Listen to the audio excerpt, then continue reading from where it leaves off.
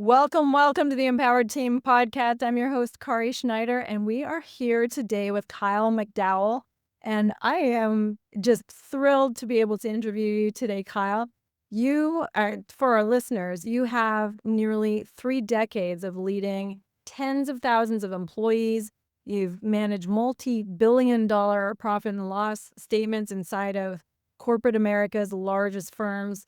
You've also gone through those pain points of hitting a wall, finding a way through, figuring out what needs to change. Other people need these same changes. And these turning points have led to you really creating a system of 10 WEs, a principled framework that has become a book, has become a system, has become something that you can teach and help others really be able to lead really well.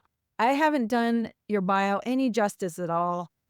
Tell us a little more about where this came from and a little more about yourself, how you got into the level that you've been and what you've created. Yeah, well, first of all, Kari, thank you for having me. It's a real honor. I'm privileged to join you. You're doing really important work, and to have the chance to share my work with you is important. So thank you for the chance. And I think you did a good job describing the intro. So I led, I think I entered the workplace in a very similar way as I would bet nearly every one of your audience, every member of your audience, your listeners, is I brought a lot of optimism and eagerness. I wanted to make an impact. I wanted to find fulfillment. I wanted to do big things. And by most accounts, from the outside looking in, I had a pretty successful run in the corporate world. As you mentioned, I led tens of thousands of people in really big organizations. In my last 2 roles, for some context, before I stepped away to write my book, I'd led about 30,000 people around the globe. And, from the outside looking in, here's this guy that, entered the workplace right out of high school, paid my way through my undergrad and ultimately my MBA. And, every year or two, you could kind of watch this ascension inside of the corporate world. And other than my ego, the only thing that was kind of parallel to those ladders, the rungs on those ladders that I continued to climb, was the level of apathy that I felt. I started to get to this point, man, where I was so disconnected and even like disenfranchised from the whole corporate machine. And again, I don't think that's unusual. I think that's something a lot of us have experienced at least one time of our career, at one point in our career. And for me, I just got to this point where the apathy became so strong that it forced me to do a little self-reflection that I had not done in the previous 20 years. This is probably year 21 or so into my career that I was forced to confront this apathy I was feeling, because it led to, I was on the doorstep of a divorce at the time, which ultimately happened. I was not a healthy guy. I was not a very happy person. And you want to, it's such a gut punch to wake up and loathe the environments that you were responsible for creating. At best, at worst, the environments you are responsible for transforming or molding into something different. And Kari, I got to this point where the apathy was so strong, I felt this, I was compelled to like start asking a lot of questions. Most of them were just kind of internal dialogues with myself. Is this how it's supposed to be? Does everybody feel this way? One question became really palpable and I couldn't avoid, and it was, is there a better way? Because I had this recipe. I was a product of my environment, like all of us are, right? And in those days, that product was a guy that would bang his fist on the desk, raise my voice. It was really a results at all cost kind of mentality. And, I'll tell your listeners that it works. It's not sustainable.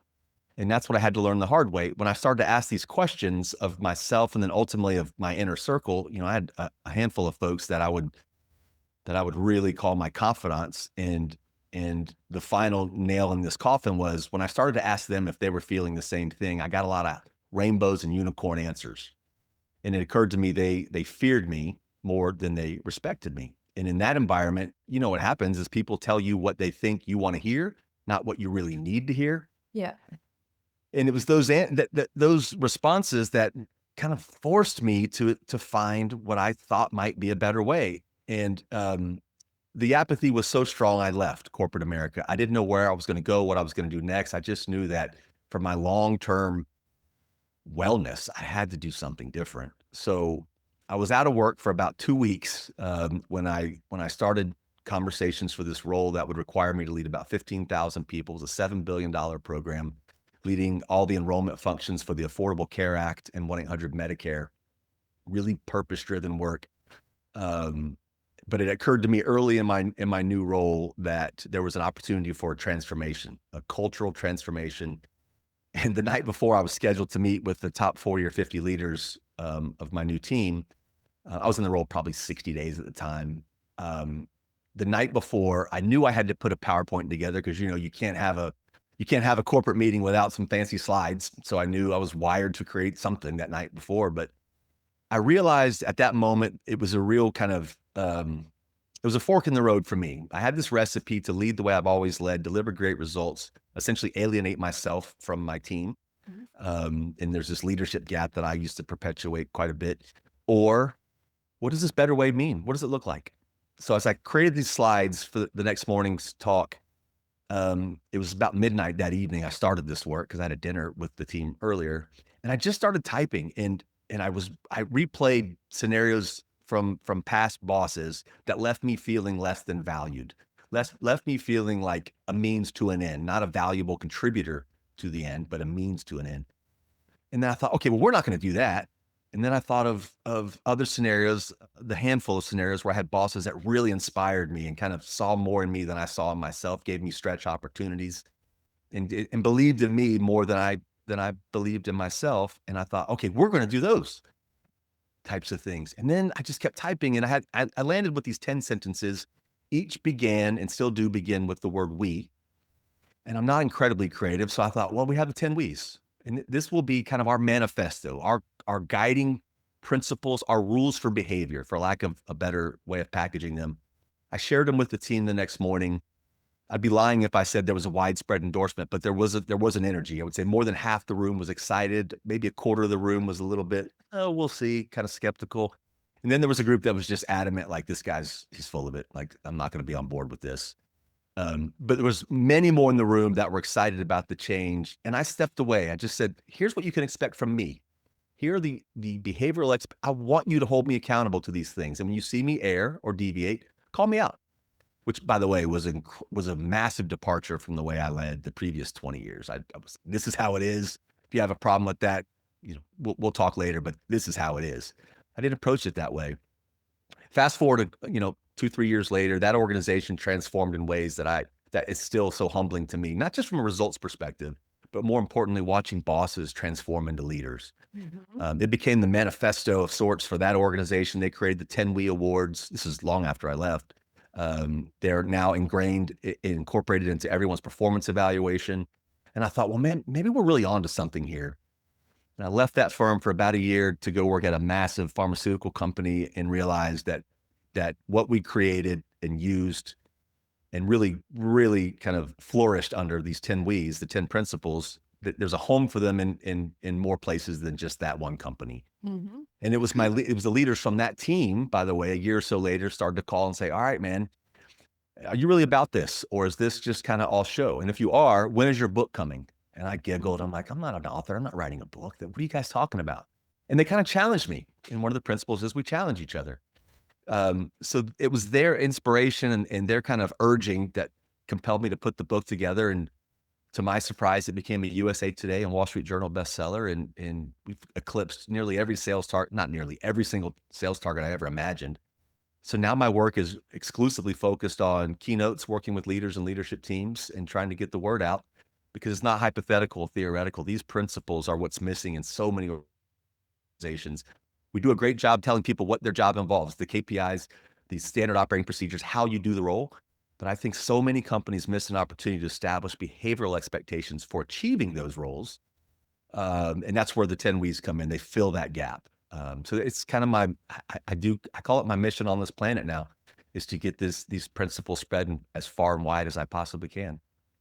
This is so powerful. I love this. I love this. I love this. Okay, there's a few things that I want to point to here.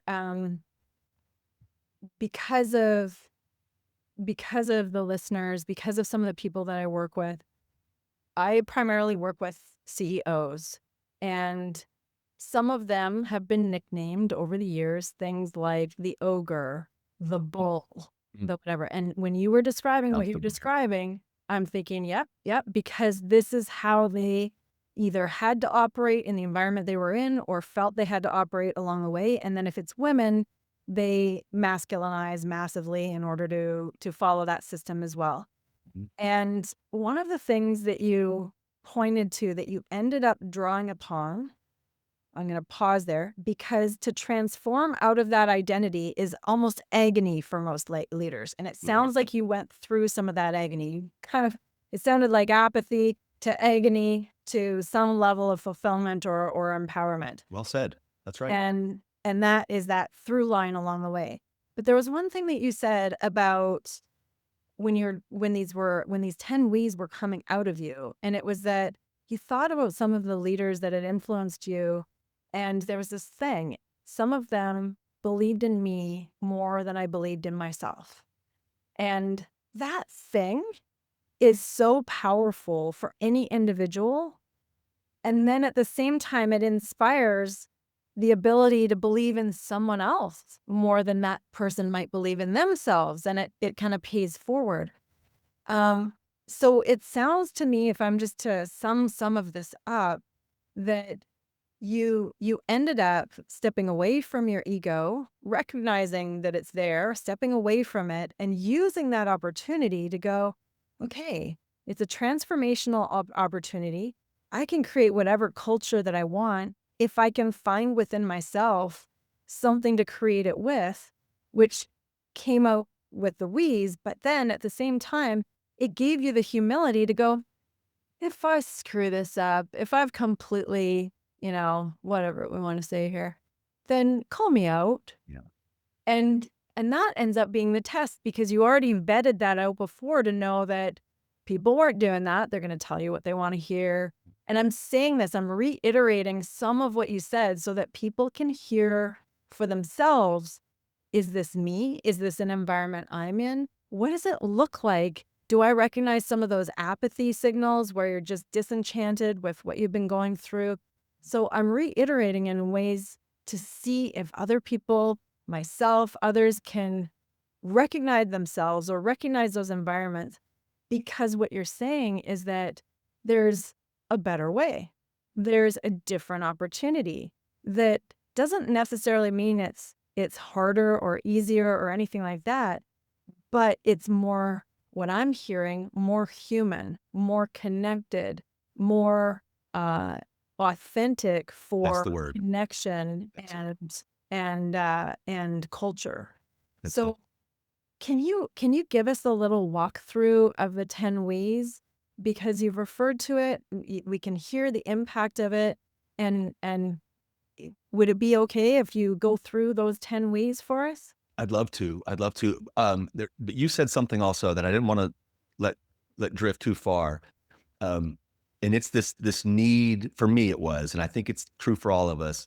I had to step off the hamster wheel long enough to have that self-reflection, to just press pause long enough to say, am I the leader that I always wanted to be? Am I having the impact that I could or should have, that I wanted to have? We get so mired in the day-to-day, and this is just how it's supposed to be. I'm supposed to dislike my job, or, the Sunday scaries are a normal thing. I should just live with that. And to some, in some environments that may be the case, but it shouldn't be the overwhelming thing that we struggle with every single day, like this apathy. So in other words, I want to capitalize on what you said, because I think without that self-reflection and going inside and looking at what I'm doing to contribute to the way that I'm feeling, feeling, number one, but probably is not a word many leaders use often, because we're so, married to the numbers that sometimes we forget about the people behind those numbers. So yeah, I just wanted to capitalize on what you said about that. I mean, you got to take a moment to really ask yourself, what would my 9-year-old self say right now if he saw me doing what I'm doing now? Am I doing it in a way that he'd be proud of? It's just right. Yeah. So the principles, the caveat I like to give before I walk anyone through the 10 We's is, it's really twofold. The first is they're incredibly simple. I'm the first to acknowledge that. But in the real world, simple does not always mean easy. So while the principles are simple, living them every single day and then being comfortable being called out when you deviate from them is not easy, especially if you're used to banging your fist on the desk and it's always my way or the highway. And then the second is, and I think it's probably more powerful, is as I walk through these, what impact or what role could these principles play in my personal life? Mhm. And that was an epiphany for me when I realized, okay, I've got this organization that's really high functioning now. And since then, dozens of organizations I've worked with. Like, why should I not hold myself to the same or even more standards outside of the workplace? So that was a transition that I never anticipated. And I hear from readers all the time the role it's playing on them raising their children and how they interact with friends and family. So as I walk through them, just kind of take the work hat off just for here and there to see, man, maybe there's a place for this outside of the workplace. And I'm convinced there's absolutely a home for it. But so the principles are pretty simple. The first is the most fundamental. It's intentional. I was intentional that it be number one. It's we do the right thing always. And I never leave out that one word, second sentence, always. And we can debate what the right thing is, situational. Everything is going to be a little bit different. Your world's different. I walk the reader through kind of a filter of how to land on what is more right than wrong. But ultimately, it's about accountability. It's owning our path, owning our destination. What are you doing to contribute to this overall mission that we're on, right? We're going to do the right thing every single day, every single time. And when we don't, we're going to throw our hand up and say we blew it. In this environment, in my mind, the number one way to demonstrate that you're committed to doing the right thing always is number two, we lead by example. And it's kind of a cliche, right? But a lot of people ask the question, am I leading by example? And the answer is always. The question that we should ask, am I leading by an example that I would be proud to see replicated? When I'm out of the room, is my team behaving in a way that's consistent with how I am behaving? And is it high functioning?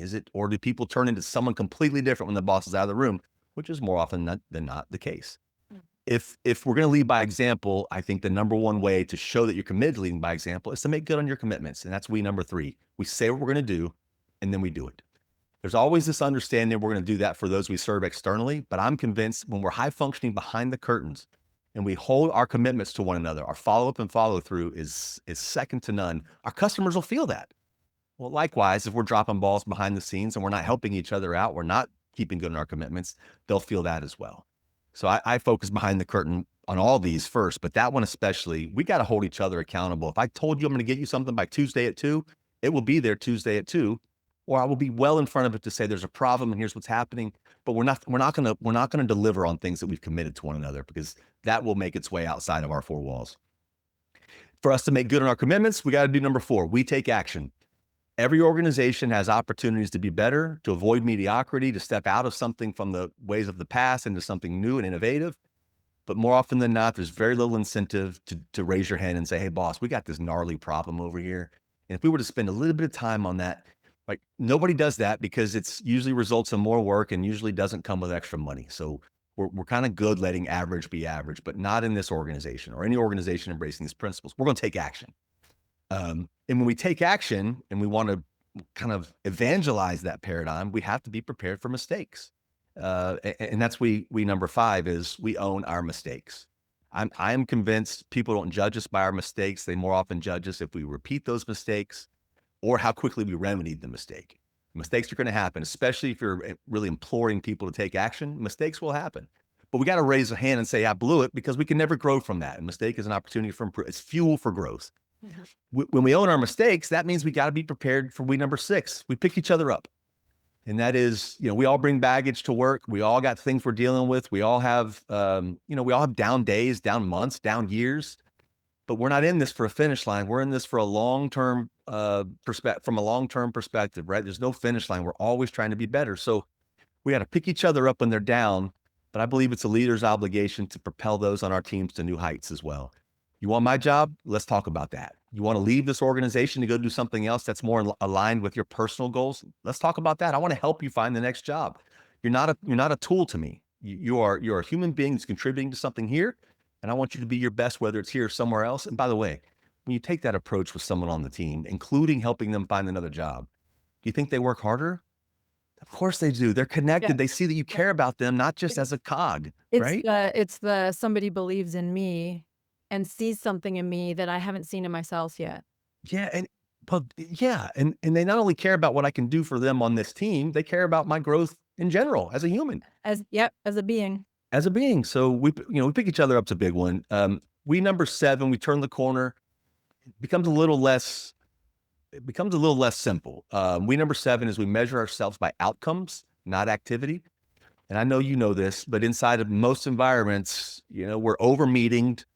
We are busy as hell, but they don't always contribute to the outcomes we're chasing. So I say it very simply: activity is important, but if I can't draw a straight line from that activity to an outcome that we've agreed upon, something that's on your review or whatever the thing is, but we've agreed to this.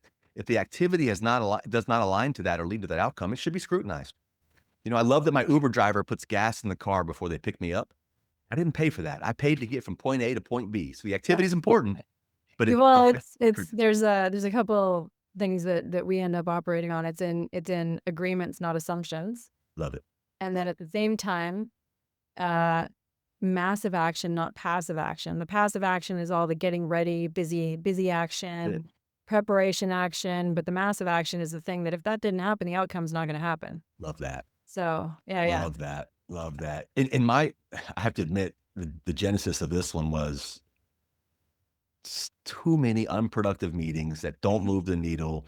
And you know what happens, right? If we have a takeaway from a meeting, what do? We schedule another meeting. Then we have the meeting. What's the action right now? Yes.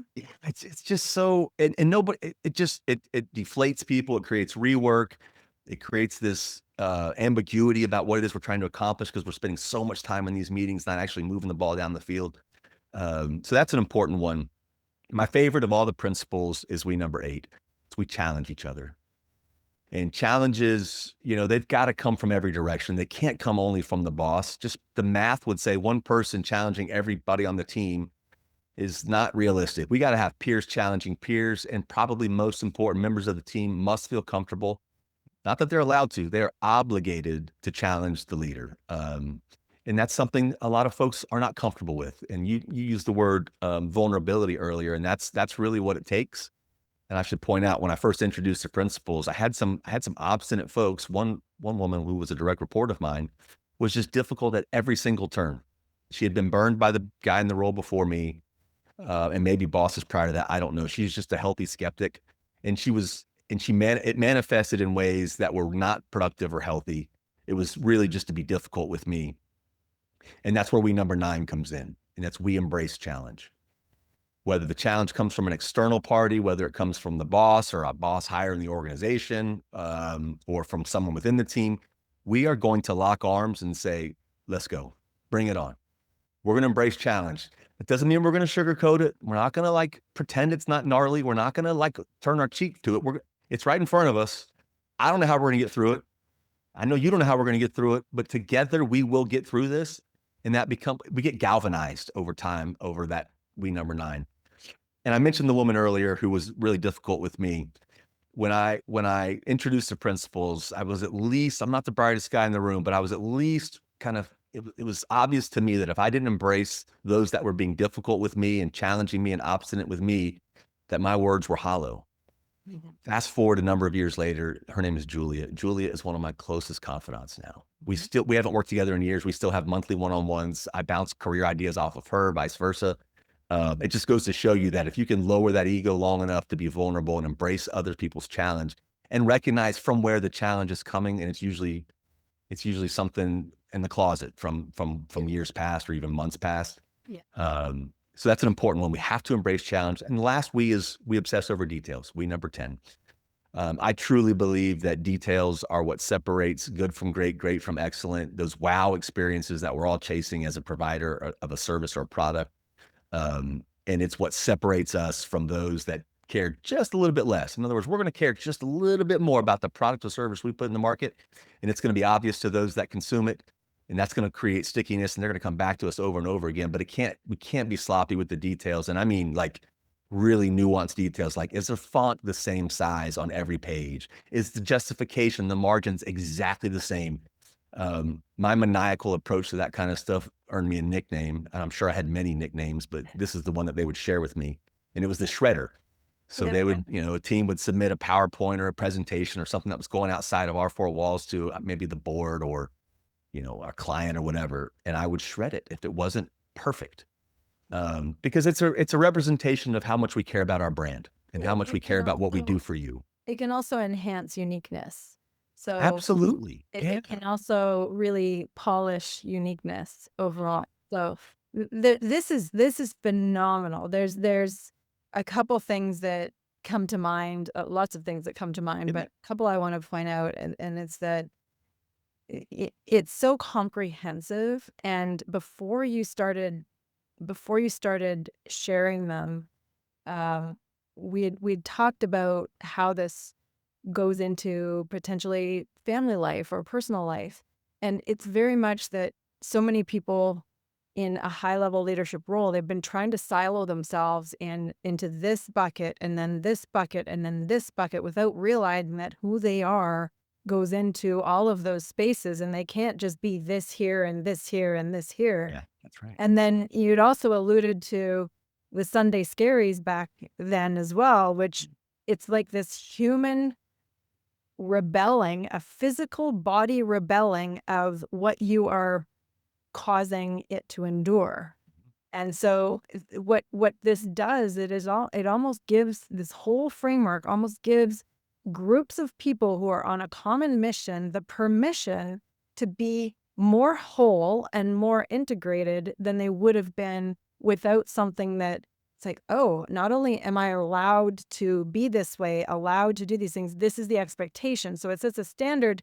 And when people as individuals live into something that's larger than themselves, then that's the culture. That's the ownership. That's the, yes. And that's the chemistry, this whole je ne sais quoi that creates everyone going, well, this is our standard that's larger than one individual.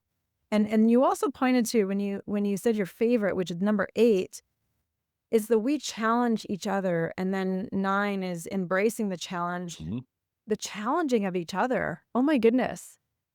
Competition has gotten such a bad rap in so many ways. And I come from a background of coaching in Olympic level sport, national level sport, pro level sport.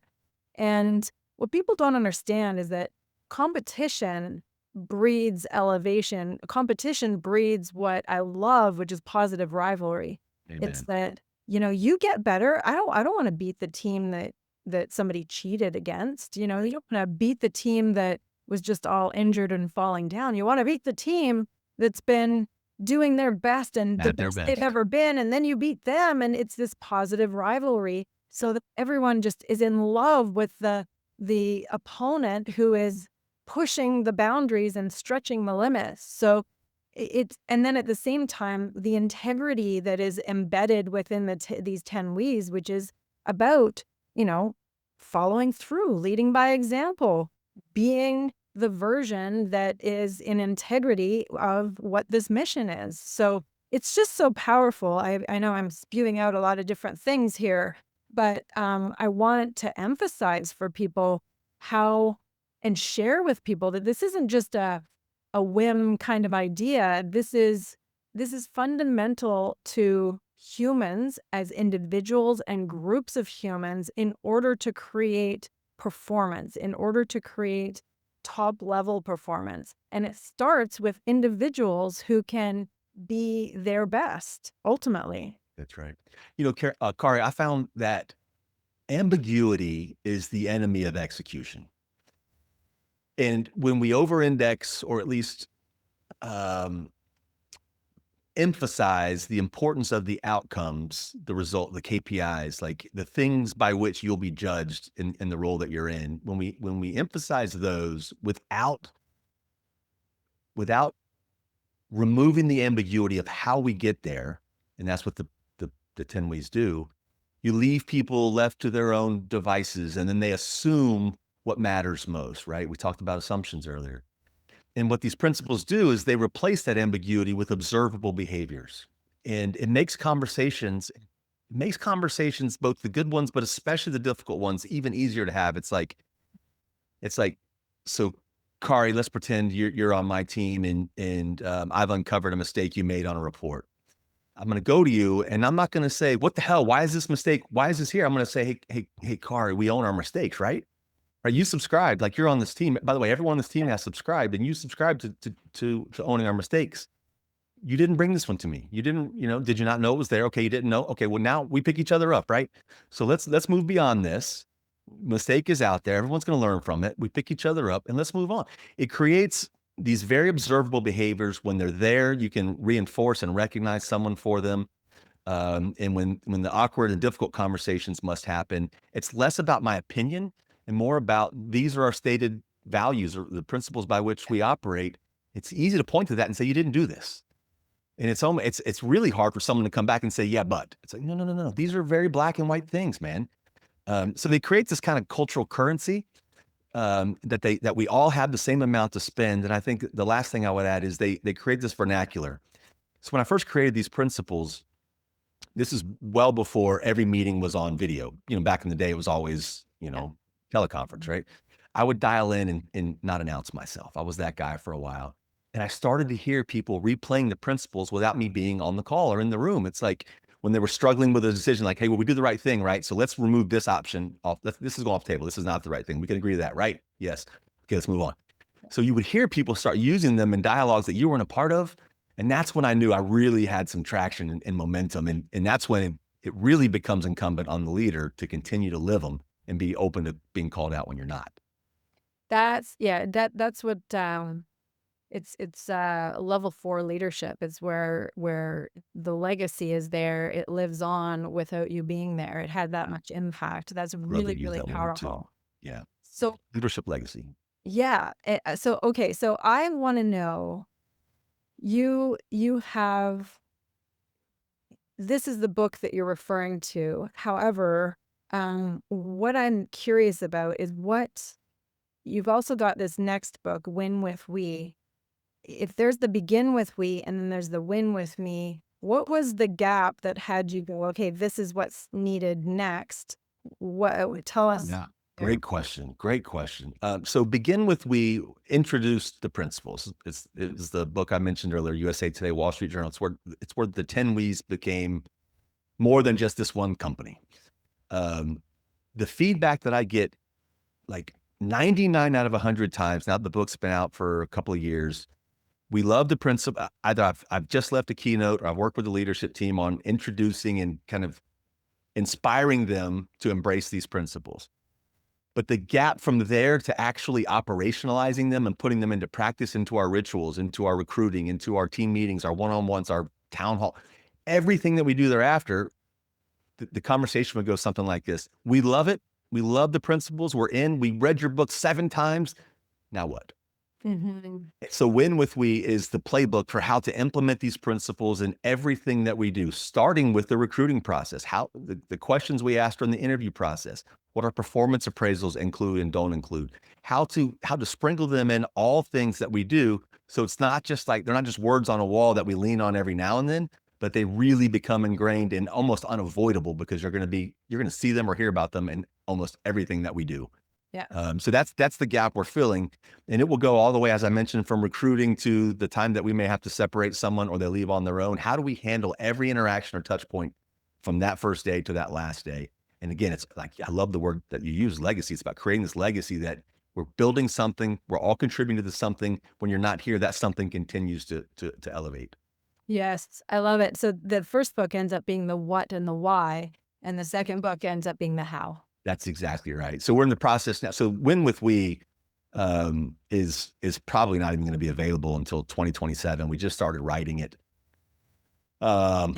maybe 2 months ago, and we're shopping this. We have a formal book proposal that my agent is shopping to different publishers, and that's exactly how we framed it. If Begin with We is the what, Win with We is the how. Awesome. Very Good great. observation, my friend. Well, but it speaks to that it's clear as to how this would all make sense. So really, really clear. Okay. Put it So in action. what I'm curious about is, we've got situations of economic change, world turmoil. We have AI that's really exponentially growing. Where do you see things in your field, in this field, in 5 years? What do you see happening in the future if you were to look into the little future glass? And I think the need for this work becomes even more um, evident. I'm a big fan of AI. I use ChatGPT and other tools a lot, but I think most in this space would agree. I I have a hard time thinking that we will get to a point where, I mean, at the end of the day, it's humans leading humans, right? We may have fewer of them because the tools replace some of our workforce. That's inevitable. But I just don't think that human connection will ever not be the tip of the spear for impact. So, I work with leaders now to try to get them to see the importance of the human touch and the connections that are required to deliver excellence more than I do on the tools where AI or where just the world is going in general. I just think, and I know this to be fact, at least from my own experiences, the first 20 years, I didn't care about that human connection and Mhm. how important that was in delivering sustained results. My last 10 or 12 years of my career have been exclusively focused on that. And I will tell you, the fulfillment dwarfs what I experienced up front and the connections. I think from the first maybe 20 years of my career, I've stayed in touch with 3 or 4 folks that I still have regular contact with. The last 10 or 12 years, that number's probably triple. I mentioned Yeah. Julia, who we still have one-on-ones and scheduled meetings with. So I just don't think there'll ever be a time when, if you're leading people, that that the need to check our ego, the need to be vulnerable and human with those that we lead, to be relatable and authentic, which by the way, I think authenticity and relatability combined always equals trust. Mhm. And trust will be like the greatest form of capital that any of us can have as leaders, because everything else is going to be decided for us. And with AI being what it is. So I don't, I think the work I do now and the work that you're invested in as well is, there will be a premium on that because everything else will be so commoditized, but you can never commoditize that connection in my mind. Yeah. Yeah. It's something it's an intangible that is becoming more valuable in a lot of ways. Yes, Yeah, thank you. Thank you.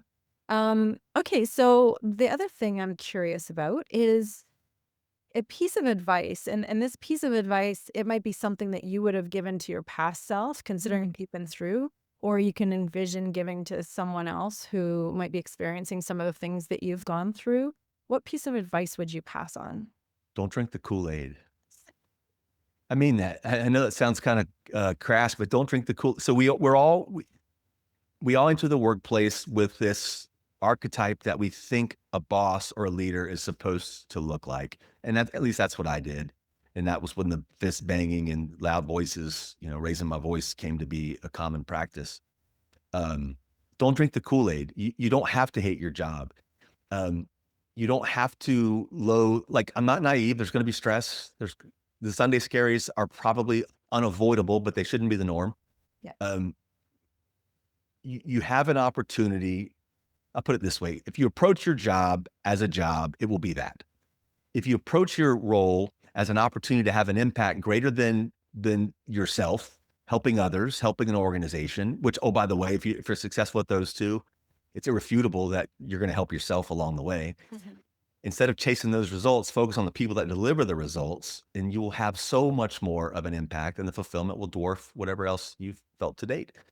All of that to say, write your own story. Don't lead in a way because you've observed it and you saw people get promoted and all these things. Like, you, be authentically you. Don't drink the Kool-Aid, but whatever that you is, it has to be consistent. We can't be a different you depending on who's in the room. So that authenticity is critical.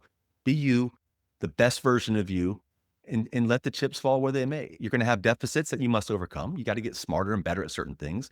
You have to do less of other things, but you wouldn't know that if you don't hear that feedback from those around you. Ask the questions that you may not want to hear the answers to, but those are the most important questions that help you evolve to be the best or most impactful leader you can be. I love how you've brought this specific message as a piece of advice because people could potentially look at the 10 We's and go, okay, we have to do this, we have to do this.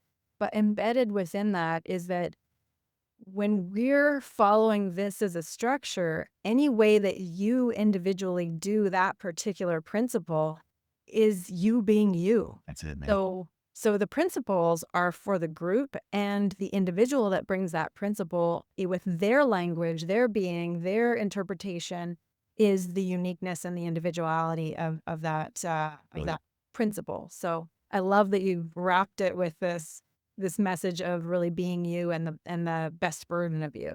Authenticity. We're going to follow someone that we see as authentic. Yes. They're not playing a part. They're not playing a role. If they're being authentic, they let me know when they're nervous, when they're scared, whatever the scenario is, but they're being authentic. I can relate to that. Yeah. It's natural that I'm going to trust you after that. Yeah. Yeah. And that's something that from what you've shared, you've learned the hard way, and that you sharing that allows people the permission, the confidence to go through that for themselves instead of continuing the facade that they think they're supposed to be or they think is the best Yep. for this situation.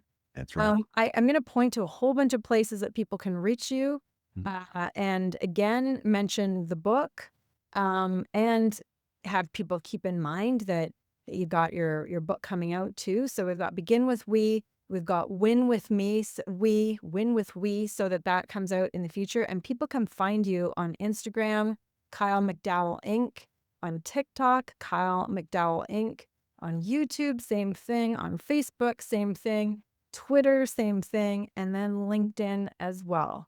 So, and then you've got also your website, same thing, Kyle McDowell Inc., and people can find it all over the place. So I would love to just say how much of that I appreciate this conversation. I think it's needed more and more in the world. I love what you're doing. Keep doing it. And thank you so much for sharing everything you've shared. Well, Kari, again, thank you for the opportunity. I appreciate the kind words, but meeting with folks like you and having a chance to share my work on your platform matters a lot to me. So I'm grateful. Thank you. Thank you.